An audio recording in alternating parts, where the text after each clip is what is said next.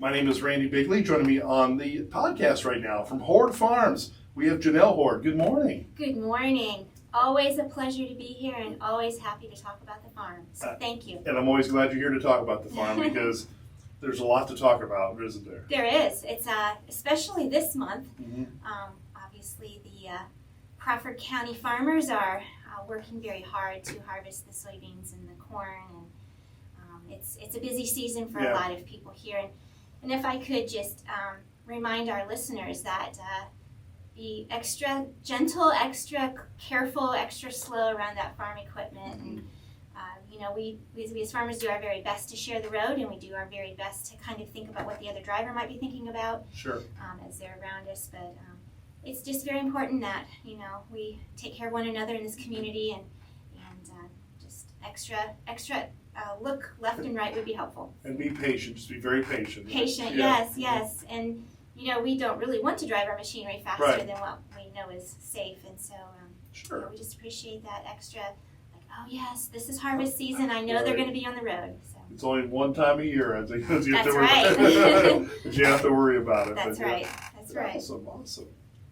So a couple of things I just wanted to remind those who are listening that October is actually called Porktober. Okay. So we renamed it in the pork industry as Porktober. So it's National Pork Month, and so it's a time for us to kind of toot our horn and say, hey. We've got some delicious pork in the store. Go get it and bring it home and try a new recipe. So if you are looking for some fun ideas, you can go to pork.org. There's lots of cooking recipes and lots of information, nutritional facts, even how 145, cook your pork, don't overcook it. There's even a little place in there you can meet a farmer. So I would suggest that maybe our listeners reach out there and I will give a plug for a accompanying state of ours. Pennsylvania's pork Facebook page has an opportunity for anyone to put their name in the hat and receive pork for a year. Ooh, nice. Now, I did not read the fine print if you had to actually live in Pennsylvania for that to happen, but what an exciting time for our country to be sharing in that excitement. So. I got a couple of things on the Ohio hog farmers that if you go to their Facebook page that might be fun for our listeners to know about. We're very excited to be partnering with Ohio State University, and one of the opportunities that we have is to put a bacon vending machine in the stadium. So if you go to B-Deck, B as in boy, B-Deck, and go find that bacon vending machine, it's pretty fun. So you can have bacon bits, it's all pre-cooked and just ready to nibble and snack on during the game. So I'd encourage our... And who doesn't like bacon, right? Oh, that's right. It goes with everything, right? It does. Right. Even ice cream. Even ice cream, that's right. I've had it in I think it's good. It is. Sweet and the salty, that's right. It sure is. Right. Yeah. The other event I wanted to share is that Ohio hog farmers are hosting a bourbon and bacon event in Tiffin at called Arlington Acres, and if you go to the Ohio Pork Farmers Facebook page, there's a lot more details about that. But that is going to be on Saturday, October 29th. Saturday, October 29th at 6 p.m. in Tiffin, Ohio, and it looks like a fun multi-level eating event. So I would encourage anyone who loves their bourbon and loves their bacon to check that out. And it's not that far of a drive to get to Tiffin. So Right, no, not at all. Yeah. So one other thing I wanted to share that we have upcoming at the farm is our annual Hatfield Quality Meats meat box that we've been doing the last couple of years at Christmas time, where we partner with a nonprofit in our county to sell these boxes, and a portion of that proceed goes to that nonprofit. So we've done this 3 years. This will be our 4th year. We've been able to partner with Crawford Reed's, the backpack program, and the Humane Society. So just kind of keep an eye out if you're interested in partnering with us on that. We look for another way to just kind of give back to our community, and what better way with pork than to make that happen. So just asking everyone to kind of keep an eye out for that. Pork, I love pork. Well, thank you. Just keep eating. Sausage, bacon, pork chops, you name it. That's right. Ham, I love it. I mean, it's good stuff. Wonderful. Yes. Good stuff. Thank you. Talk a little about, talk about sustainability, right? I would love to. Yeah, go ahead. So our farm has been involved in a study in the last couple of years, but specifically this last year where results are kind of showing themselves to the different metrics that are on that research. And sustainability is a buzzword, and there's a lot of companies, not just farmers, who are being asked to tell the public, how are you being sustainable? So I thought it might be fun for us to share a little bit about how we look at that at our farm and what that does mean. So, we have personally, generationally speaking, we need to be sustainable. And as a family, we've been purposeful in how we go from generation to generation to generation. Of course, our son being the 5th generation of the Hord family to farm. And our daughter Colleen is back, and Phil's wife Becca.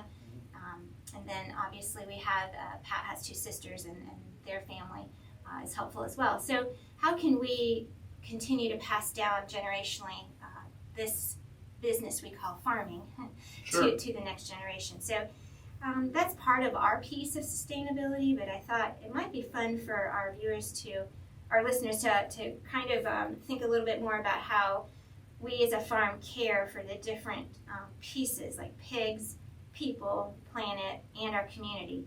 And a lot of what we do every day has evolved from what the National Pork Board has put together, and that's the research platform that we've been involved with. So it's been fun for us to, it's been something that we have done for a very long time, but it's been fun for us to share that now with others outside of even our community of what we've been doing at the farm. And we care deeply about our people. I hope that our community knows that. We do a lot of internal leadership training, and we have invested in marketplace chaplains where there's someone that comes to each of the work sites periodically and just checks in with our team and just says, hey, life happens. How can I come alongside of you? Or what can I encourage you? Or is there something I can do to help you? Joy is wonderful in that aspect, and it's just a piece that we firmly believe in investing in.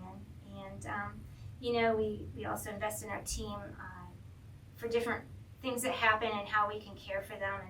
And they're an extension of our family, really, and do the work together every day. So as far as the planet, we're very involved in something called H2 Ohio, and we've been doing a lot of the practices that are part of that program from the state of Ohio for many years, but it's been interesting to see how we've been able to kind of put some metrics behind that.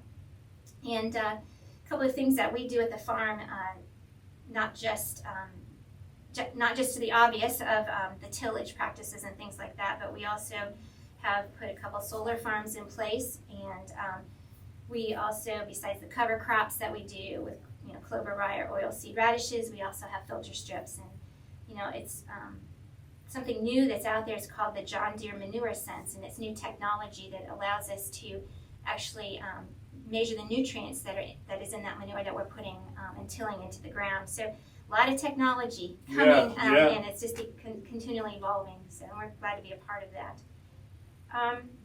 The other thing that we really care for is our animals, and in this case pigs, but also our cattle. And we do our very best to respect the animals while they're in our care. And we do a lot of processes, we do a lot of training with our team, and we look at it as we look at every pig and every cow every day, and what does that animal need for its care. So that's very important to us.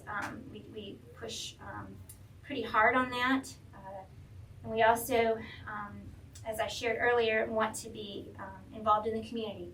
And we are here long term. We can't just pick up our farm and decide to move. We're here. So what can we do as a farm and as a team to continue to invest in our community? I mean, this is where we live, this is where we work, this is where we play. So, part of that is being involved in different organizations here locally. And, we've been able to give back to food banks. Our family's been pretty involved in helping the YMCA financially with some improvements there. It's very important that children have an opportunity to learn how to swim, for instance. Maybe being part of a team sport, or maybe just childcare. That's a big need in our community too. So how can we as a farm continue to invest in that? And of course, we recently did collect some backpacks for the Salvation Army, and We've had a Red Cross Blood Mobile about every 6 months, and that one will be coming up in January again. And of course, coming with Christmas, we will once again be involved in the Job and Family Services Adopt a Family.